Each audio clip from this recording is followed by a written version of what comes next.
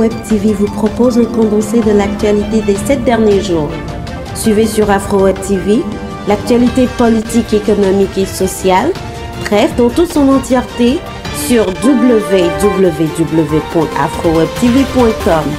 Veuillez vous abonner à notre chaîne Afro Web TV sur YouTube et Facebook pour ne rien rater sur l'essentiel de l'actualité de la semaine.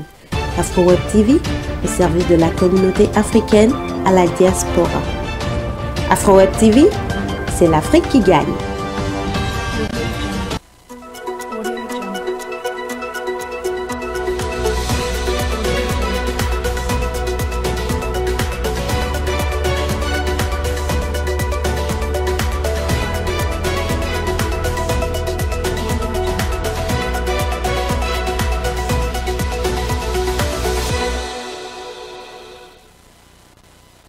Bonjour et bonsoir à tous et à toutes. C'est l'heure des actualités de la semaine sur Afro Web TV en collaboration avec FM Liberté, la radio de la diaspora africaine.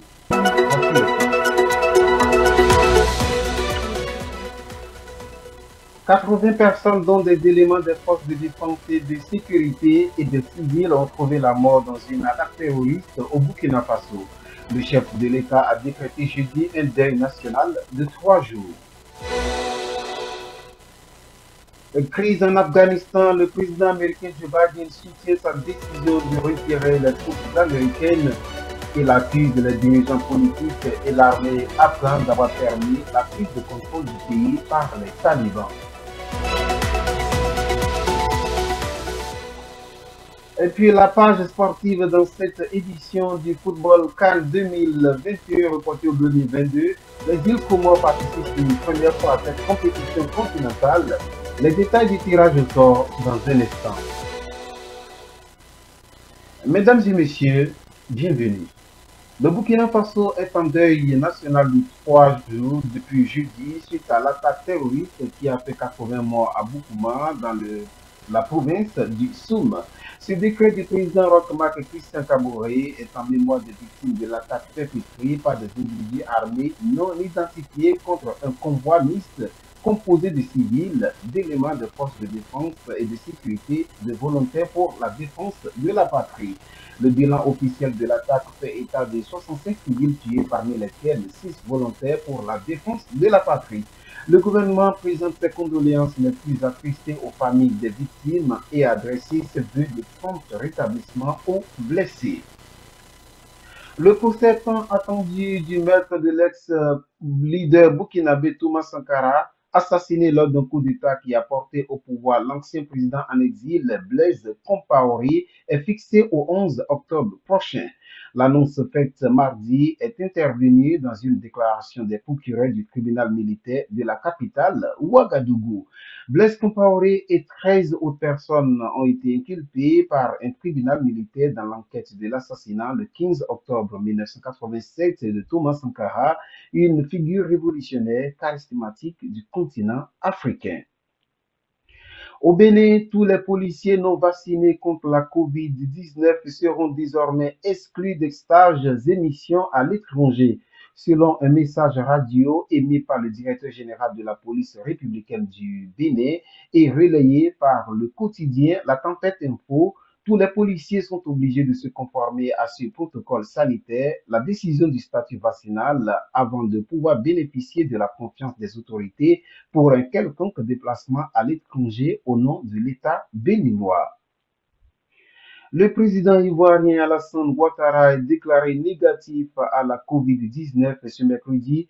La présidence avait annoncé le 3 août dernier que le chef de l'État s'était placé en confinement après avoir été en contact avec une personne déclarée positive à la COVID-19. Annoncé par erreur à Mouguin en France, le numéro 1 ivoirien est sorti en forme de son autoconfinement passé avec son épouse à Abidjan après des soins selon des quotidiens.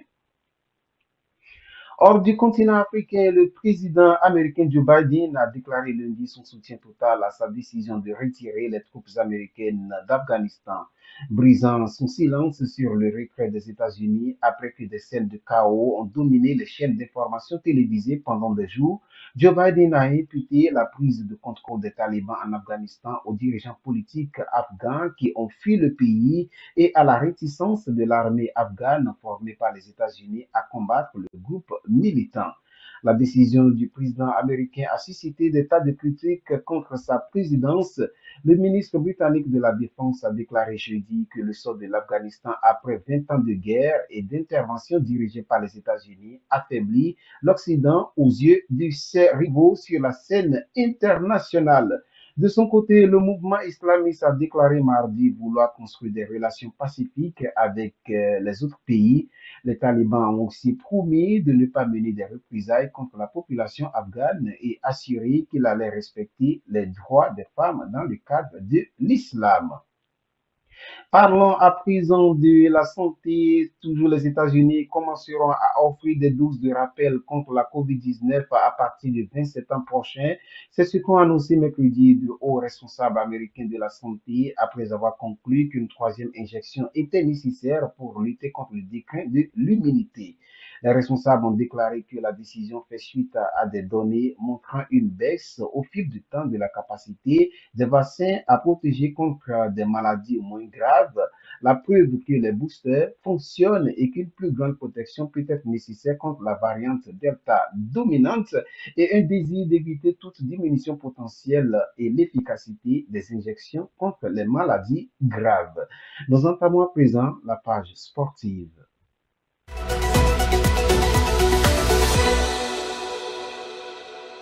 Et voilà du football dans cette édition. Le tirage au sort pour la Coupe d'Afrique des Nations 2021 reporté en 2022 a eu lieu mardi à Yaoundé, la capitale du Cameroun, pays hôte du tournoi.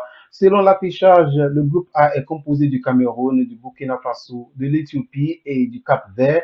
Dans le groupe B, le Sénégal affrontera le Zimbabwe, la Guinée et le Malawi.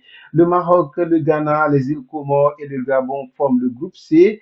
Le groupe D a pour membres le Nigeria, l'Égypte, le Soudan et la Guinée-Bissau. Le tenant du titre, l'Algérie, se retrouve dans le groupe E et affrontera la Sierra Leone, la Guinée équatoriale et la Côte d'Ivoire.